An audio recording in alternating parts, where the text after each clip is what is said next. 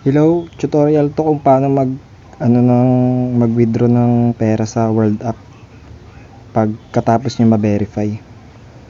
First is ito, magki-claim na tayo kasi 24 hours na nakalipas. Ilalagay natin yan sa spending, hindi sa vault kasi sa vault 7 days yun. So hindi nyo ma-withdraw ng 7 days yun. Then ito na, medyo na tayo ng verification hanggang sa ma-verify na yung World ID natin. And makiklaim na natin yung 30 world token na yan. Worth to 1. Mataas ng palitan nung time na to 70 plus. So medyo paldo tayo dito. Then claim na natin. So ang mangyayari dito, kung paano natin siya ma-withdraw instantly. Kasi madalas sa Gcrypto mag-aantay ng ilang oras, ilang araw. Pero dito sa method natin na to, hindi.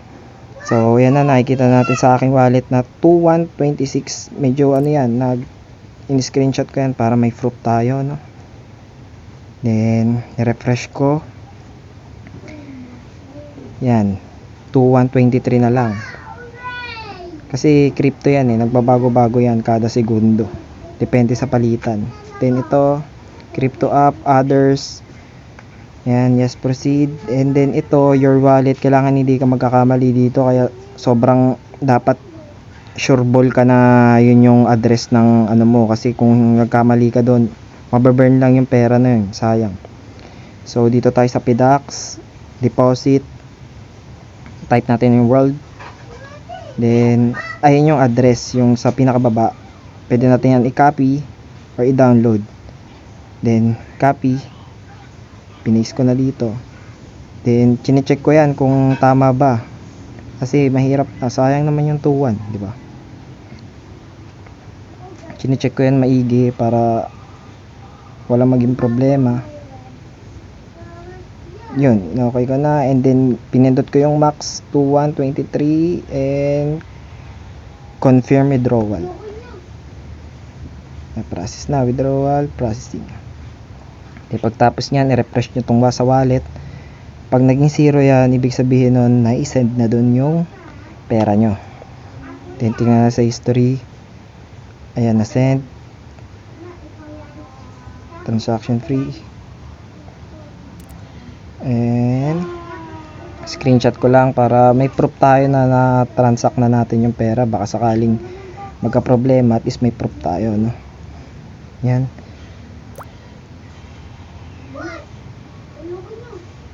Okay na, check ko. Oh, pumasok na sa PDAX yung time na to.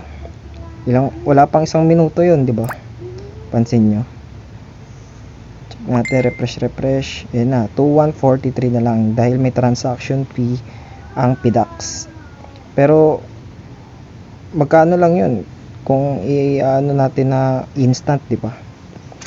Kung kailangan mo na ng pera na yun, withdraw mo na kagad. Then punta tayo sa portfolio yan. Ay world chain, isi-sell natin yan kasi hindi pa yan pera crypto pa yan. Chine-check ko maigi yan para wala tayong maging problema. Search na natin yung world chain.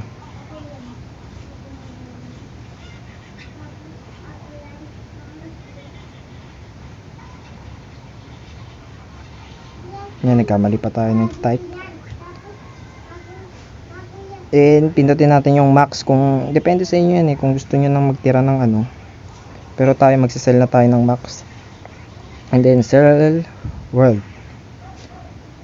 Confirm natin. Yan na, trade success na. Ibig sabihin nun, hindi na siya crypto, pera na siya, peso na peso, kasi nasell na natin. So mag-back na tayo. Magiging yan na, cash out na natin siya gamit is ang GCash. Make sure lang na tama din yung mga input nyo dito. para hindi tayo magkamali. So ano natin, i-compute natin kasi may transaction fee ang pag-withdraw ng pera dito, 15 pesos. So yan na. Sureball lang dati na tama yung mga details para pumasok talaga yung pera natin sa mismong account natin. Hindi tayo magkamali. 'Di ba? And cash out na natin.